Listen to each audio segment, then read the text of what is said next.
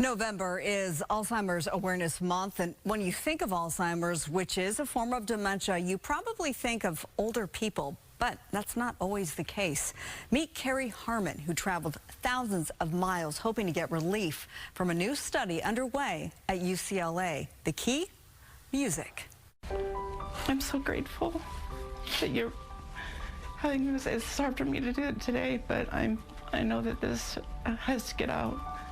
Nothing was going to stop Carrie Harmon and her husband Jason from traveling from their home state of Alaska to Los Angeles once they learned of UCLA's new music therapy study for dementia patients. I've been looking at research all over the world, and this is really at the forefront. I think it started probably about 2016. Carrie says it was in her late 40s. Despite having no family history of dementia, she started experiencing language and memory problems and nighttime hallucinations, most often associated with Lewy body disease, like Alzheimer's, a form of dementia. You've been married 26 years. You think your spouse seeing spiders isn't that big of a deal. But that moved from spiders to cats to other things. Eventually, Carrie, now 56 and diagnosed with dementia with Lewy bodies, had to quit her job as a billing specialist because the numbers that once came so easily just didn't anymore. That was difficult for me because I feel that I don't have much stuff to do for anybody else. I like to help, but my body doesn't let me do it. Are you comfortable? Yeah. But there's new hope in these headphones for this wife and mother of two. What is the power of music? Well, music has a way of engaging parts of the brain. They're not accessible through other means.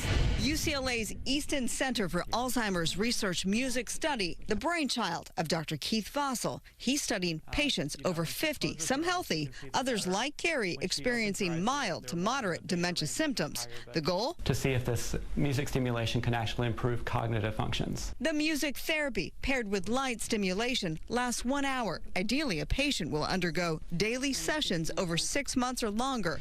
The patient is wired with electrodes, 23 in Carrie's case, allowing Dr. Vossel and his team to record and monitor the brain waves as the patient listens to music. These are kind of the brain waves that we typically see in people when they're awake. Perhaps what strikes a chord most with patients, the study is free and the patients get to choose their playlist.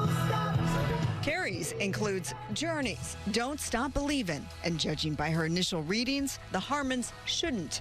Dr. Vossel explains the smaller, tighter the brain waves like Carrie's, the better. This is a sign that her brain is still functioning quite well. Good news for the Harmons and the millions of others suffering from Alzheimer's, the most common form of dementia.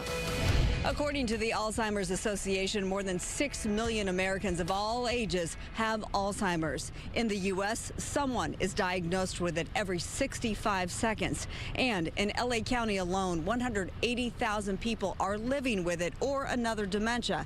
And that number is expected to double in the next decade. She can kind of feel empowered that, she has the hardware intact. While the Harmons may not yet have concrete answers, they now have hope in the sound of music that may just make their journey a little more comfortable. Do you feel a sense of excitement now that you're here and more hope? Yes, for sure. Well, Carrie is back home in Alaska. She is waiting on some other test results to decide if she's going to take part in the daily music therapy study. She is the study's 12th patient, and Dr. Vossel and his team are hoping to study 45 patients total before they can determine the power of music for dementia patients. Again, the study is free. If you'd like some more information, we've posted all of that on our website. It's foxla.com.